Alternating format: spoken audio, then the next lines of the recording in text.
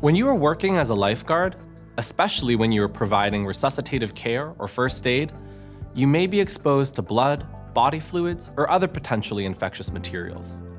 Taking standard precautions and following your employer's infection control policies and procedures will help you to protect yourself and others from infectious disease. Standard precautions are basic actions you should take with every person to protect yourself from pathogens that are transmitted in blood, body fluids, and other potentially infectious materials. Anyone's blood or body fluids might contain pathogens, even if the person appears to be healthy. This is why you should follow standard precautions every time you give care. Standard precautions include practicing hand hygiene, which means cleaning your hands properly and at the right times, wearing personal protective equipment, or PPE, which acts as a barrier and prevents you from directly contacting blood, body fluids, or other potentially infectious materials, and following proper procedures to clean equipment and surfaces after giving care. Washing your hands is the most important way to protect yourself and others from infection. As time allows, wash your hands before giving care and always wash your hands after giving care. Wash your hands using soap and warm water for at least 20 seconds. Make sure to include the palms and the backs of your hands, in between your fingers, including the sides of your thumbs, and under your fingernails. If soap and water are not available, you can use an alcohol-based hand sanitizer. Dispense the recommended amount of product into the palm of one hand. Rub your hands together to cover all surfaces, including underneath the nails and between the fingers. Continue rubbing your hands together until the product evaporates, which will take about 20 seconds. Although alcohol-based hand sanitizers reduce the number of pathogens on your hands, they don't eliminate all types of pathogens. So, as soon as hand washing facilities are available, wash your hands with soap and water. Use personal protective equipment, PPE, when giving care to lower your risk for getting or transmitting an infectious disease. Examples include latex-free disposable gloves, resuscitation masks, bag valve mask resuscitators, high-efficiency particulate air or HEPA filter attachments, face shields, protective eyewear, and gowns. PPE prevents direct contact with blood, body fluids, or other potentially infectious materials.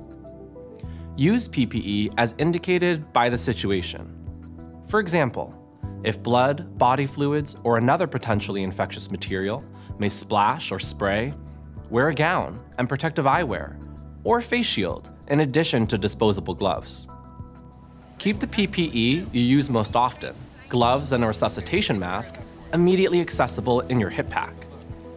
Other types of PPE should be located in an easily accessible place within the facility. After you give care, remove your gloves using proper technique to avoid contaminating your own skin, like this.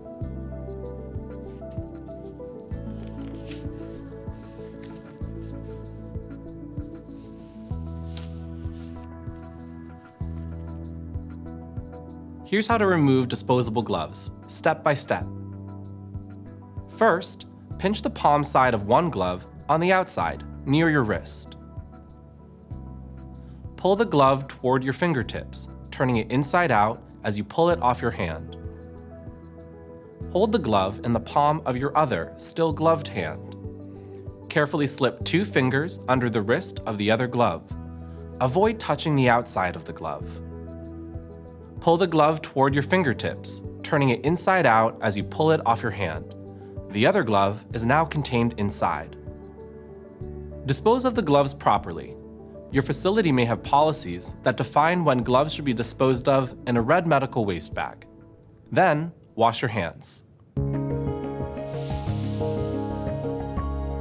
Your employer shares the responsibility for protecting you from exposure to blood, body fluids, and other potentially infectious materials while you are working. The Blood-Borne Pathogen Standard, issued by the Occupational Safety and Health Administration, or OSHA, outlines requirements for employers related to protecting employees from on-the-job exposure to blood-borne pathogens. Blood-borne pathogens are not easily transmitted or spread by casual contact, but they can have long-term effects on your health if you become infected. Bloodborne pathogens that can cause serious illnesses include human immunodeficiency virus, or HIV, hepatitis B virus, and hepatitis C virus. To comply with OSHA's bloodborne pathogen standard, employers are required to establish procedures and make equipment available that limits the employee's risk for exposure to bloodborne pathogens, provide training about risks associated with bloodborne pathogens and how to minimize these risks, offer employees the opportunity to receive a vaccine that protects against hepatitis B virus, and have an exposure control plan that outlines actions to be taken if an employee is exposed to blood, body fluids, or other potentially infectious materials on the job. Remember, practice good hand hygiene and always use PPE when giving care and cleaning surfaces or equipment. Participate in bloodborne pathogens in-service training sessions and follow your employer's policies and procedures. These simple actions are easy to do and help keep you safe on the job.